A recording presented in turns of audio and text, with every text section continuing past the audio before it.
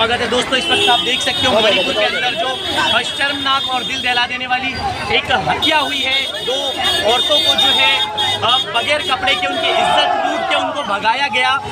मेरे साथ इस वक्त बॉम्बे अध्यक्षा रुखसाना सिद्दीकी जी मौजूद है। मणिपुर के अंदर मैतेई और कुकी समुदाय के बीच में एक झड़प हुई, जिसमें मैतेई समुदाय का कहना था कि उनको अनुसूचित जनजाति में शामिल किया जाए। इन दोनों समुदाय के बीच में एक झड़प हुई, उसमें जो शर्मनाक हादसा हुआ उसको आप क्या कहेंगे और कैसे देखती है? एक औरत की इज्जत लूटी गई, उनको बगैर वस्त्रों के रोड पर घुमाया गया, क्या कहेंगे? सबसे पहले तो मैं ऐसी सरकार, ये सबसे पहले मैं आपको कैंडल बता दूं कि इतनी बारिश में भी ये कैंडल जल रही है। इसका मतलब कहीं ना कहीं परवरदिगार ऊपर वाला भी देख रहा है कि किस कदर ज्यादती औरतों के साथ हो रही है। बाबा साहब अम्बेडकर, आप देखेंगे आज हमने बाबा साहब अम्बेडकर के यहाँ कि कैंडल जलाने का काम इसीलिए कर रहे हैं कि संविधान में लिखा गया बड़ा छोटा कोई नहीं होगा, सबको एक समान देखना है। उसके बावजूद भी अगर आज ऐसी शमशार हरकत अगर इस देश में होगी तो इस देश का भविष्य क्या है मैं नहीं समझ सकती।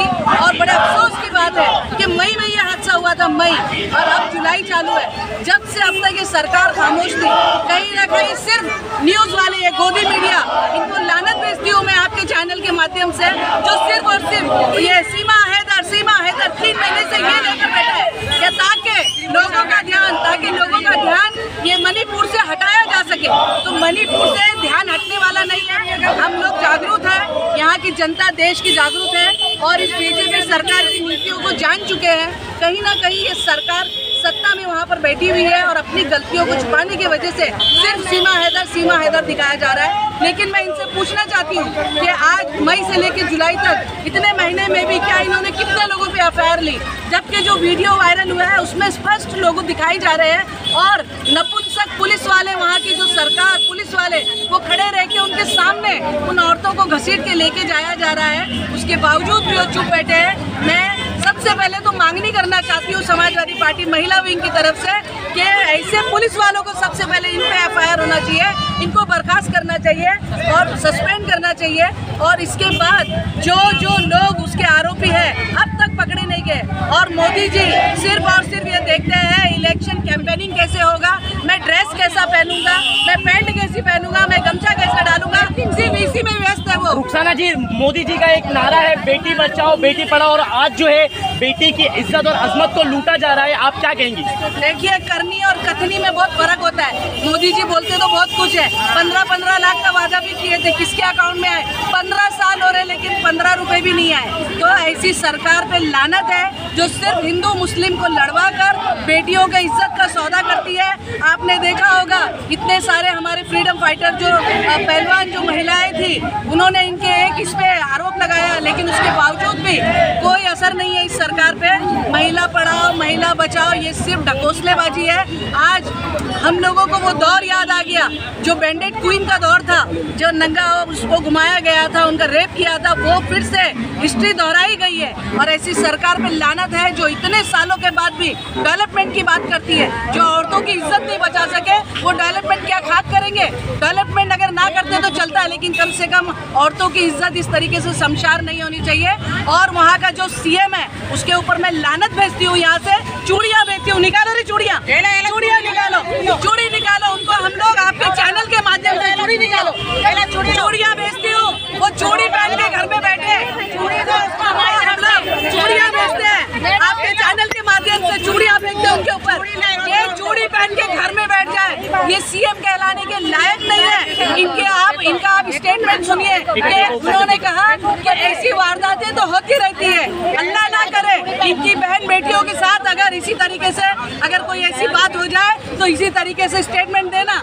जब जिसके ऊपर गुजरती है उसी को पता चलता है। और जो लोग सीएम होते हैं, पीएम होते हैं, एमएलए होते हैं, नगर सेवक होते हैं, वो जहाँ से चुन के आते हैं उसके पितामह हो जाते हैं, माई बाप हो जाते हैं, उस एरिया को संभालने की उनकी जिम्मेदारी होती है। लेकिन आज क्या हो रहा है इस देश में? और ज्यादा दूर बड़ी बात तो हम नहीं करेंगे, हिंदू मुस्लिम को तो लड़ाया ही जा रहा है।